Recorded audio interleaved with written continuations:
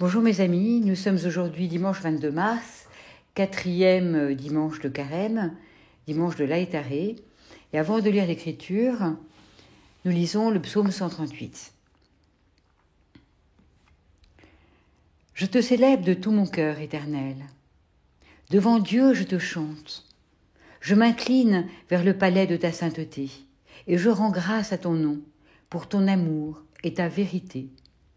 Car tu as rendu grande ta parole, plus que tous tes noms. Pendant le jour, j'ai crié vers toi et tu m'as répondu. Tu m'as élevé et dans mon âme, c'est la force.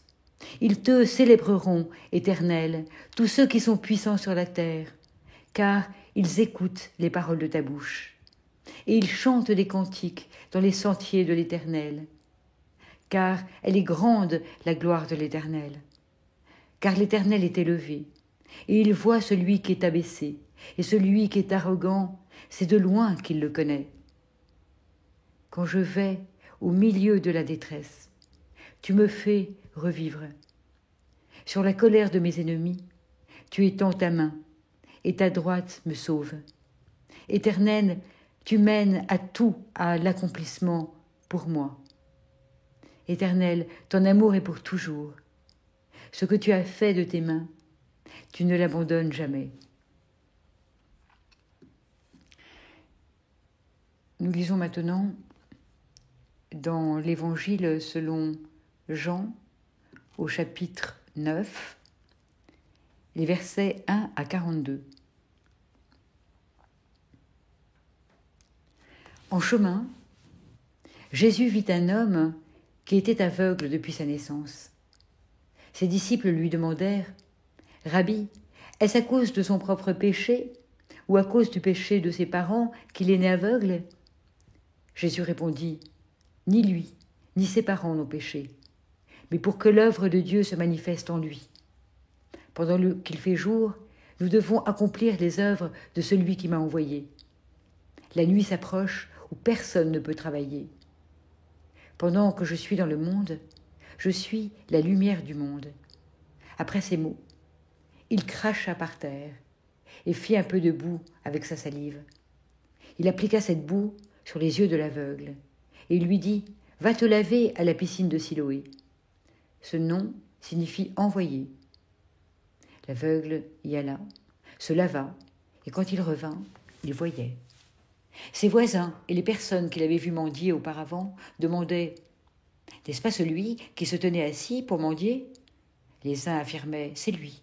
L'autre soutenait « Mais non, ce n'est pas lui, mais il lui ressemble ». Lui-même disait « C'est bien moi ». Ils lui demandèrent « Comment donc tes yeux se sont-ils ouverts ?» Il expliqua « L'homme appelé Jésus a fait un peu de boue. Il l'a appliqué sur mes yeux et m'a dit « Va à Siloé te laver ». J'y suis allé, je me suis lavé et je vois. Ils l'interrogèrent « Où est cet homme ?» « Je ne sais pas, répondit-il. On amène aux pharisiens celui qui avait été aveugle. Or, Jésus avait fait de la boue et lui avait ouvert les yeux un jour de sabbat. C'est pourquoi les pharisiens, eux aussi, lui demandèrent ce qui s'était passé pour qu'il voie maintenant. Il leur raconta « Il m'a mis un peu de boue sur les yeux. Je me suis lavé et maintenant je vois. » Quelques pharisiens lui dirent « Celui qui a fait cela ne peut pas venir de Dieu, car il ne respecte pas le sabbat. » Mais les autres répliquaient « Comment un pécheur pourrait-il accomplir de tels signes ?» Ils étaient divisés entre eux. Les pharisiens demandèrent encore à l'aveugle guéri « Et toi, que dis-tu de celui qui t'a ouvert les yeux ?» « C'est un prophète, répondit-il. Cependant, les autorités juives ne voulaient pas croire qu'il avait été aveugle et que maintenant il avait retrouvé la vue. C'est pourquoi elles convoquèrent ses parents, et elles le questionnèrent. « Est-ce bien là votre fils ? Affirmez-vous qu'il est né aveugle ? Comment se fait-il qu'il voit maintenant ?» Les parents confirmèrent. « Nous savons que c'est notre fils et qu'il est né aveugle, mais comment maintenant il voit ? Ça, nous ne le savons pas. Et nous ne savons pas non plus qui a ouvert ses yeux. Interrogez-le. Il est assez grand pour répondre lui-même. » parlaient ainsi parce qu'ils avaient peur des autorités juives. En effet, celles-ci s'étaient déjà mises d'accord pour exclure de la synagogue toute personne qui affirmerait que Jésus est le Christ. Voilà pourquoi les parents dirent « Il est assez grand, interrogez-le ». Les pharisiens convoquèrent une seconde fois celui qui avait été aveugle et lui dirent « Dis la vérité devant Dieu. Nous savons que cet homme est un pécheur. » Il répondit « Je ne sais pas s'il est pécheur ou non, mais je sais une chose, j'étais aveugle et maintenant je vois. » Ils l'interrogèrent « Que t'a-t-il fait? Comment t'a-t-il ouvert les yeux ?»« Je vous l'ai déjà dit, répondit-il, et vous n'avez pas écouté. Pourquoi voulez-vous me l'entendre dire une seconde fois? Peut-être voulez-vous vous aussi devenir ses disciples ?» Ils l'injurièrent et dirent « C'est toi qui es son disciple. Nous sommes disciples de Moïse. Nous savons que Dieu a parlé par Moïse. Mais lui, nous ne savons pas d'où il vient. » Il répliqua « Voilà bien ce qui est étonnant. Vous ne savez pas d'où il vient, et pourtant, il a ouvert mes yeux. Nous savons que Dieu n'écoute pas les pécheurs, mais qu'il écoute toute personne qui l'honore et qui fait sa volonté. On n'a jamais encore entendu dire que quelqu'un ait ouvert les yeux d'une personne née aveugle.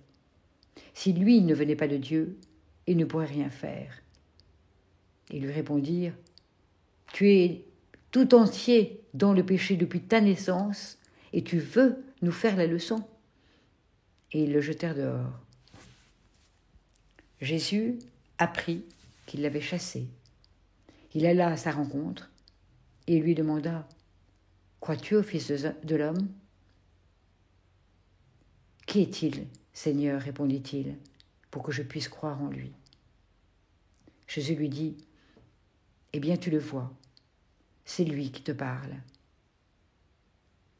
Je crois, Seigneur, dit-il. » Il se prosterna devant Jésus. Jésus déclara alors « Je suis venu dans ce monde pour qu'un jugement ait lieu, pour que les aveugles voient et que ceux qui voient deviennent aveugles. » Quelques pharisiens qui se trouvaient près de lui entendirent ces paroles et lui demandèrent « Serions-nous donc aveugles nous aussi ?» Jésus leur répondit « Si vous étiez aveugles, vous n'auriez pas de péché. Mais non, vous dites « Nous voyons », donc votre péché demeure. »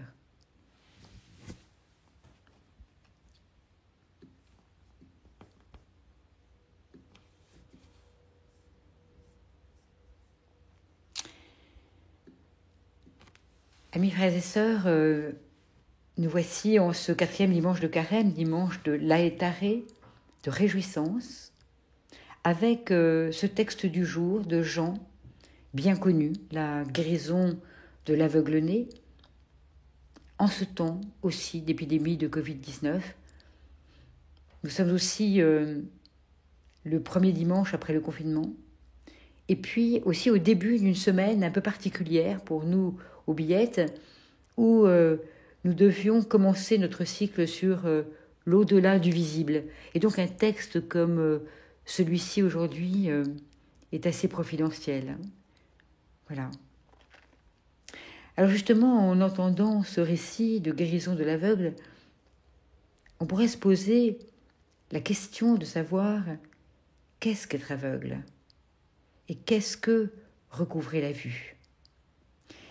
Il est vrai qu'en cette période d'épidémie, nous lisons beaucoup d'articles, même religieux.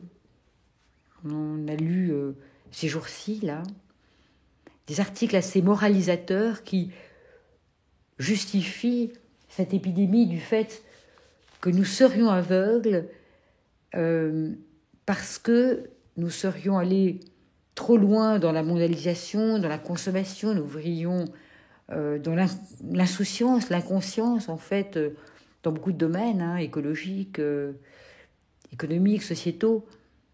Et au fond, l'être humain qui accumule des prouesses technologiques, scientifiques, mais finalement ne voit même pas, malgré cela, ce qu'il y a devant ses yeux. Il tombe pour un tout petit rien, alors qu'il fait énormément de choses. Il tombe pour une interaction entre un pangolin et une chauve-souris. Donc on est à la fois très très savant en fait et complètement ignorant. Donc on serait aveugle ainsi. Alors, être aveugle consisterait en un péché d'orgueil. Est-ce vrai?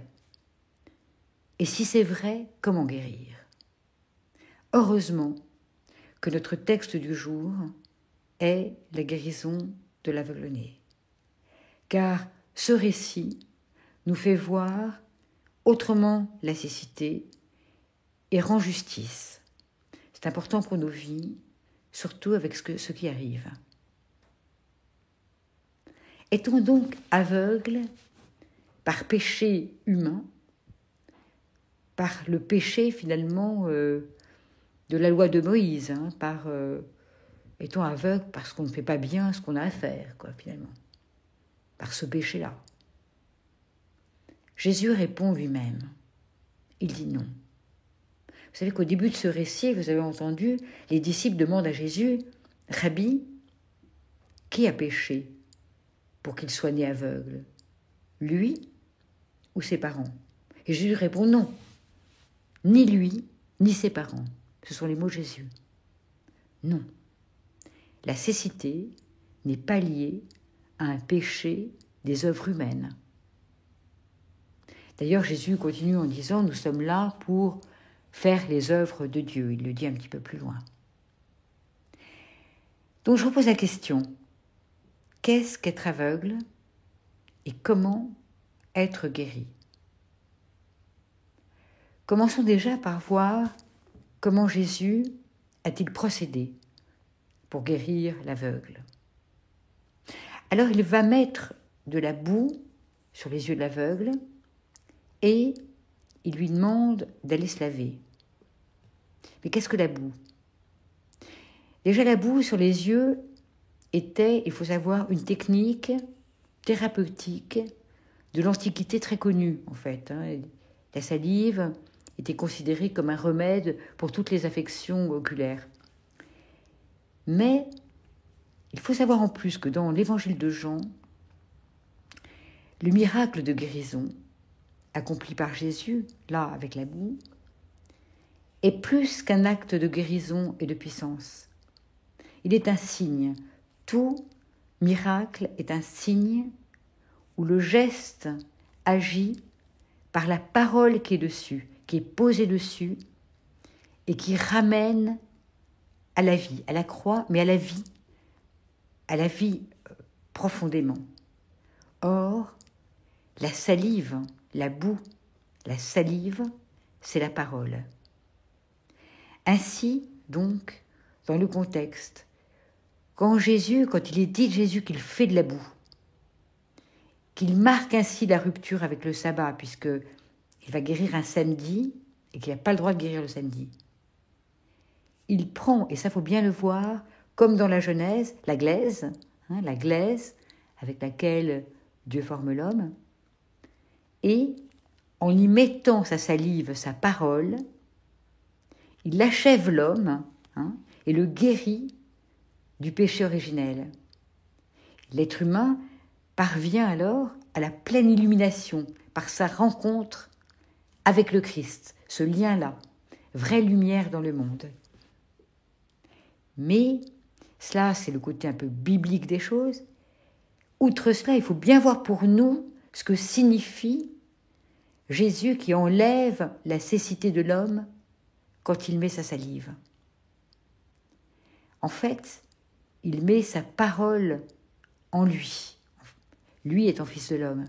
Par conséquent, l'aveugle n'est pas celui qui ne voit rien, c'est celui qui, dans sa pauvreté, dans son humanité, n'a pas encore reçu, puisqu'il n'est pas guéri, il n'a pas encore reçu la salive, la boue, en fait, la parole en lui, mais qu'il détient pourtant et qu'il ne voit pas, et ça le rend aveugle. Il ne l'a pas reçu, il ne l'a pas contextualisé. L'aveugle est celui qui n'entend pas la parole. Un aveugle n'entend pas, en fait. C'est curieux, mais c'est comme ça. L'aveugle est celui qui ne reçoit pas la parole et qui refuse l'action de Dieu dans sa vie. C'est ça un aveugle. Nous sommes aveugles. Il est intéressant de voir d'ailleurs que si l'aveugle a recouvré la vue, il n'est pas guéri pour autant. Il doit en faire quelque chose de cette parole. Il ne reconnaît pas tout de suite le Seigneur. D'ailleurs, il dit aux pharisiens que Jésus, d'abord, il ne sait pas trop où il est, que Jésus est prophète. Donc, même au début, donc il n'est pas totalement guéri, il n'a pas reçu complètement cette parole. Il est en fait encore aveugle. À l'instar de ses parents, qui sont aveugles aussi, qui n'ont pas reçu la parole. Ils ont peur, on voit, ils ont peur d'être chassés de la synagogue, ils n'osent pas témoigner. Ils n'ont pas reçu cette guérison de vie, cette liberté par la parole, cette force, cette énergie. Mais plus le temps, heureusement, avance et plus l'aveugle va intégrer cette salive et cette boue, il va se saisir de cette force de la parole pour témoigner. Il tient tête d'ailleurs aux pharisiens et il va en être jeté dehors. Alors, ce n'est pas pour rien qu'il est envoyé à la piscine de Siloé pour se laver. Il a une action à faire. En hébreu, Siloé, ça veut dire envoyer. Donc, il a une action par cette parole. Alors, qu'est-ce qu'être aveugle ? C'est, comme on a dit, ne pas avoir entendu, ne pas avoir reçu cette parole.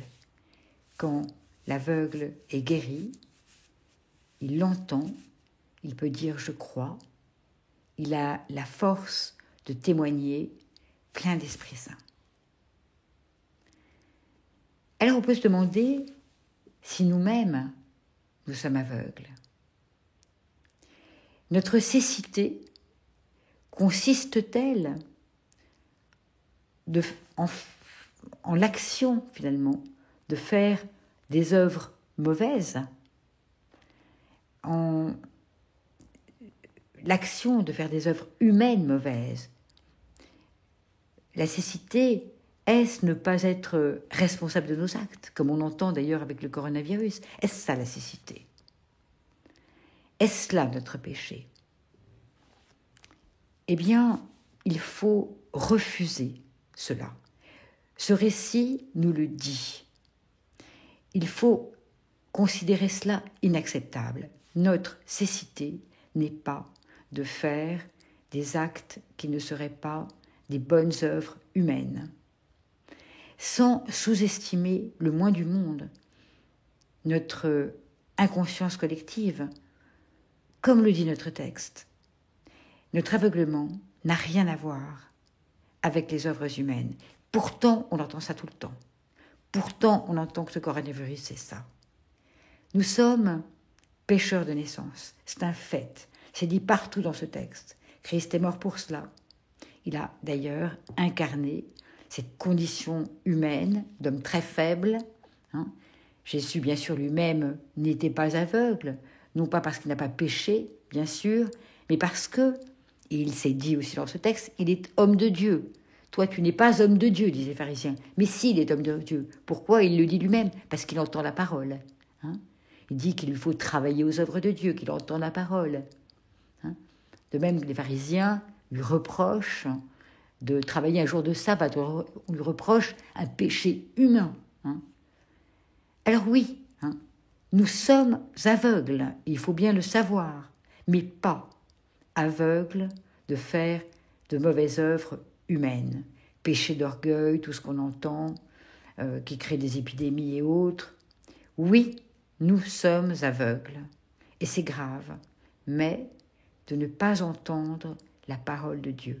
L'aveugle est celui qui refuse l'action de Dieu dans sa vie, qui n'a pas cette confiance-là, qui se borne à lui-même faire sa loi. Alors, comment guérit-on?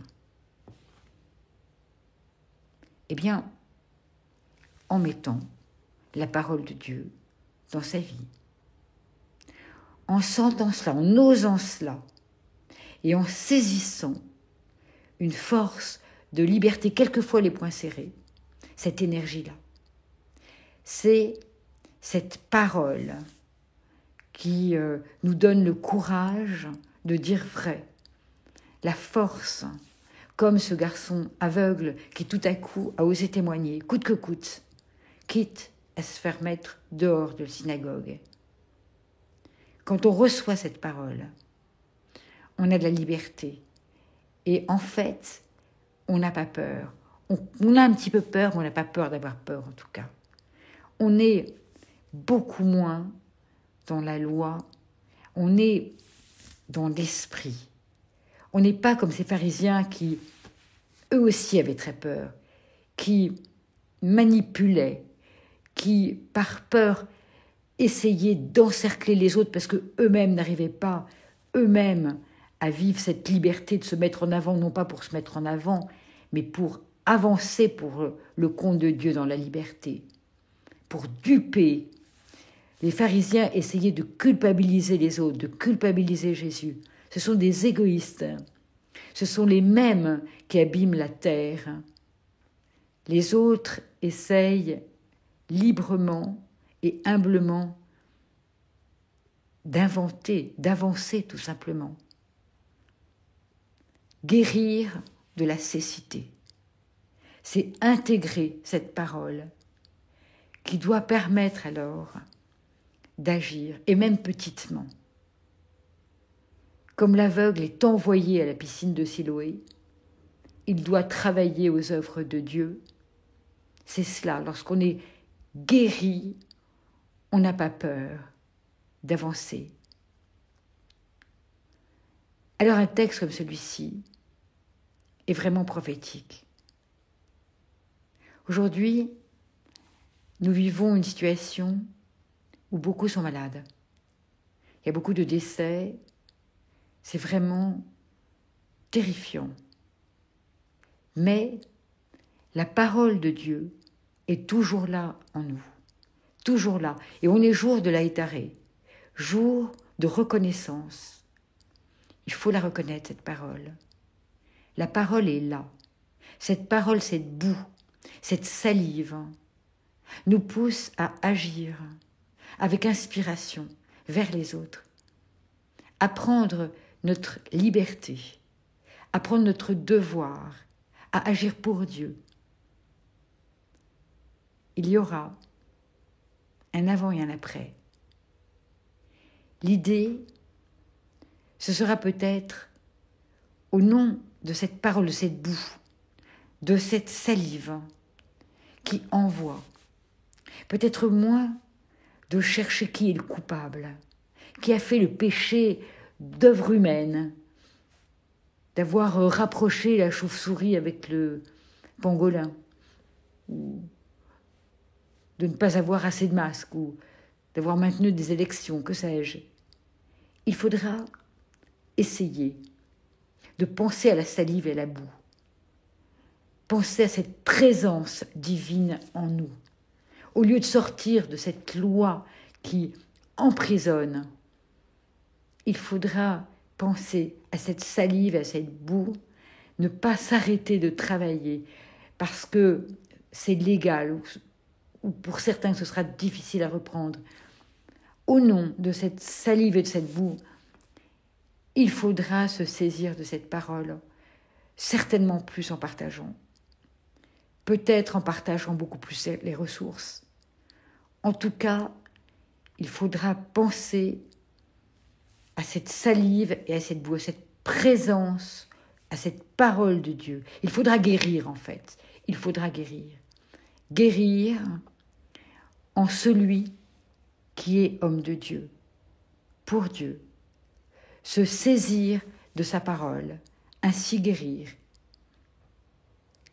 Le souci serait, comme le dit le fond du texte, le refus de voir l'homme tel qu'il est, modeste, serviteur humble et pécheur, mais plus que tout, celui qui a reçu la boue, faite avec la salive du souffle divin, et qui a une force de créativité spirituelle active, une inventivité devant la volonté de Dieu, parce que c'est Dieu qui nous le donne, qui ne s'arrête pas. C'est ce souffle-là qui nous donne. Ce n'est pas nous qui inventons. L'homme doit guérir en plaçant Dieu dans sa vie, en se rendant compte de qui il est, en fait, en travaillant aux œuvres de Dieu. Ce serait terrible de ne pas se rendre compte qu'on est envoyé, de se décourager. L'homme est un homme transcendantal. Calvin l'avait parfaitement compris, Luther aussi. Le Christ vient à sa rencontre, justement dans sa pauvreté, pour lui redonner sa force et sa liberté après sa croix, en communion. Le miracle, le signe n'est absolument pas qu'il recouvre la vue, mais que, grâce à la parole incarnée, à sa salive, il recouvre à sa divinité, au Christ en lui, à l'amour, à la foi, à l'éternité qui fait faire tant de choses, qui fait qu'il y a ce petit reste d'Israël, comme dit Ésaïe, cette puissance de vie au-delà de tout. Il doit accepter qui il est, mais il doit accepter qui est Dieu. L'un va avec l'autre. Il doit accepter l'action de Dieu dans sa vie. Grâce à cette boue, souffle du Christ vivant, il voit. Il peut voir dans la foi. Il est libre. Il peut enfin témoigner de Dieu. Amen.